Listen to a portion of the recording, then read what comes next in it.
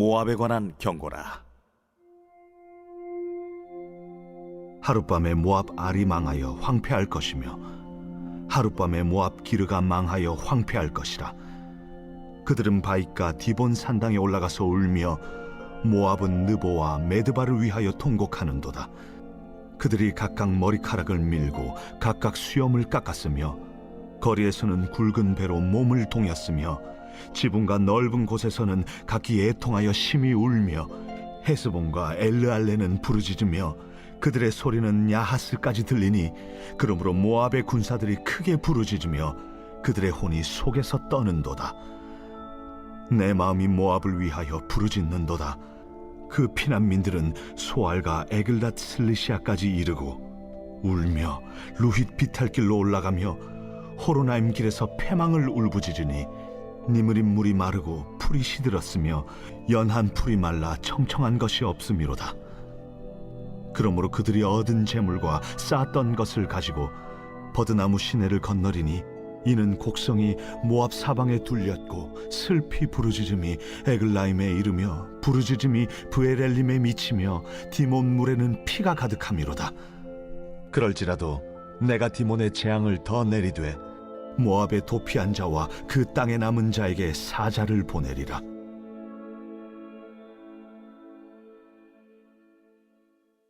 새벽 영성 기도 시간입니다. 오늘은 이사야 15장의 말씀을 함께 살펴보겠습니다. 이사야 13장에서부터 23장은 유다의 주변국들에 대한 심판 예언이라고 말씀드렸습니다.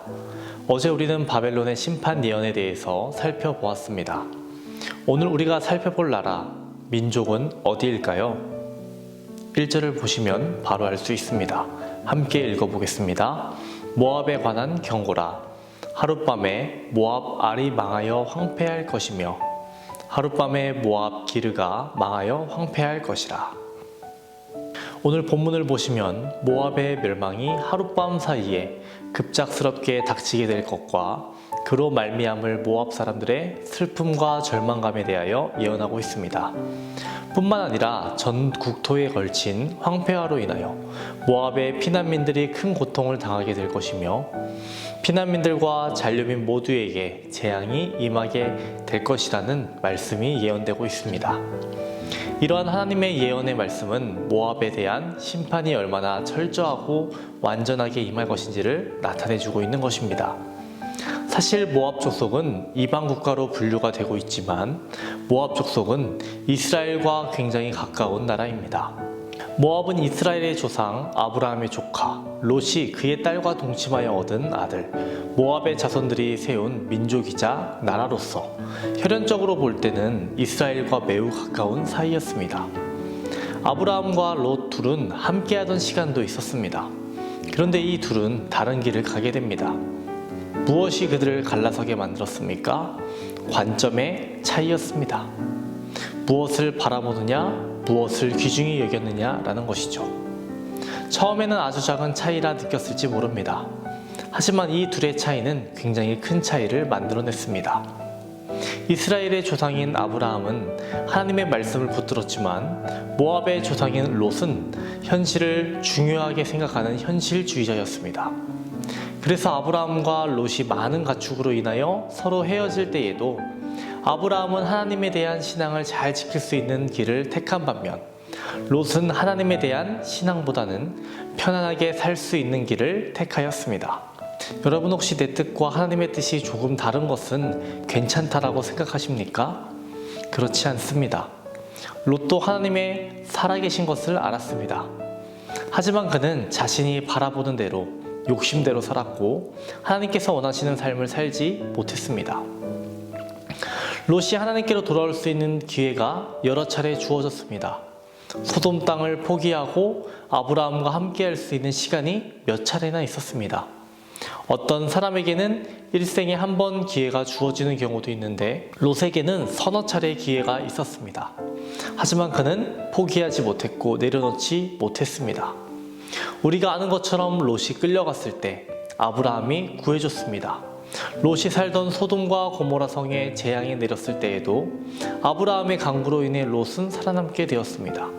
하지만 그는 물질을 포기하지 못했고 세상을 포기하지 못했습니다. 그로 인해서 그는 하나님의 백성으로서의 삶을 살지 못했고 최종적으로는 그의 두 딸이 그에게 술을 먹이고 취하게 만들고 아버지와 함께 밤을 보내고 임신을 하게 합니다. 그렇게 나온 후손이 모압인 것입니다. 처음에는 아주 작은 차이였고 사소한 차이였지만 이는 굉장한 큰 차이가 되어버린 것입니다. 유다와 모압은 서로가 한 핏줄로 생각하지 않고 이제는 적으로 여기고 있는 것입니다. 여호와께서는 모압과 암몬 자손을 영원히 이스라엘의 총회에 들어오지 못하게 했습니다. 또 이스라엘이 애굽을 나와 광야 길에 있을 때에 모압과 암몬이 이스라엘의 진로를 방해했습니다. 모압은 다윗과의 전쟁에서 패하여 유다의 조공을 바치는 속국이 되기도 했습니다. 그들은 붙어 있었지만 적이 되어버린 것입니다. 이 모든 것의 시작이 어디에서 비롯되었습니까? 바로 롯의 선택이라고 할 수 있습니다. 오늘 본문을 보시면 이사야는 모압에 대한 하나님의 멸망의 예언을 선포하면서 거듭하여 슬픔을 표시하였습니다. 이는 이스라엘과의 형제국에 대한 심판 경고를 선포해야 하는 안타까움의 표시였고 그들이 하나님의 은혜의 자리로 들어갈 수 있었음에도 불구하고 그렇게 하지 못했고 은혜의 주변에 머무는 길을 택함으로써 멸망의 길로 가게 되는 그러한 모습을 보면서 안타까움을 나타낸 것입니다. 오늘 이사야 14장의 말씀을 통해서 하나님과 동행해야 함을 은혜의 중심부를 향해 나아가야 함을 보게 됩니다. 오늘 하루도 주님과 함께 하시기를 주님의 이름으로 축원드립니다. 오늘은 토요일입니다.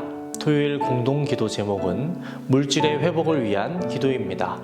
성도들의 생업과 사업을 지켜달라고 기도해 주시고 물질로 어려움 당하지 않도록 기도해 주시기 바랍니다. 기도하겠습니다. 하나님 아버지, 오늘은 이사야 14장의 말씀을 살펴보았습니다. 하나님을 가까이 하는 복된 삶을 살아가게 하여 주시옵시고 하나님을 늘 가까이 함으로 깊은 영성으로 나아갈 수 있도록 주여 도와주시옵소서. 담임 목사님의 사역을 위해서 기도합니다. 영권, 인권, 물권을 더하여 주시옵시고 특별히 말씀의 영을 더하여 주셔서 말씀을 선포하실 때마다 회복과 치유의 역사를 더하여 주시옵소서. 오늘은 물질의 회복을 위해서 기도합니다. 성도들의 사업장을 위해서 기도합니다. 하나님, 어려운 것 지나가게 하시고 부족한 부분 하나님 채워주시고 하나님의 은혜로서 이 어려운 시기를 지나갈 수 있도록 주님 도와주시옵소서.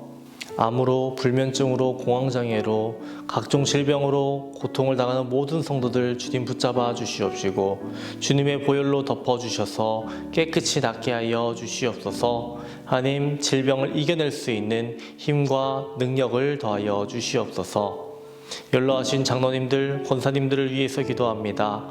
하나님, 평안을 허락하여 주시옵시고 기쁨을 허락하여 주시옵시고 주님 위로와 용기를 더하여 주시옵소서. 다음 세대를 위한 리모델링 공사 중에 있습니다. 하나님, 모든 과정 가운데 주관하여 주시옵고 부족함이 없도록 하여 주시옵시고 하나님의 은혜로 만들어질 수 있도록 주여 도와주시옵소서. 이 자리에서 하나님께 영광 돌리는 주님의 자녀들이 가득 차게 하여 주시옵소서. 오늘 하루도 주님 의지하며 주께서 주시는 힘으로 살아갈 수 있도록 주님 도와주시옵소서.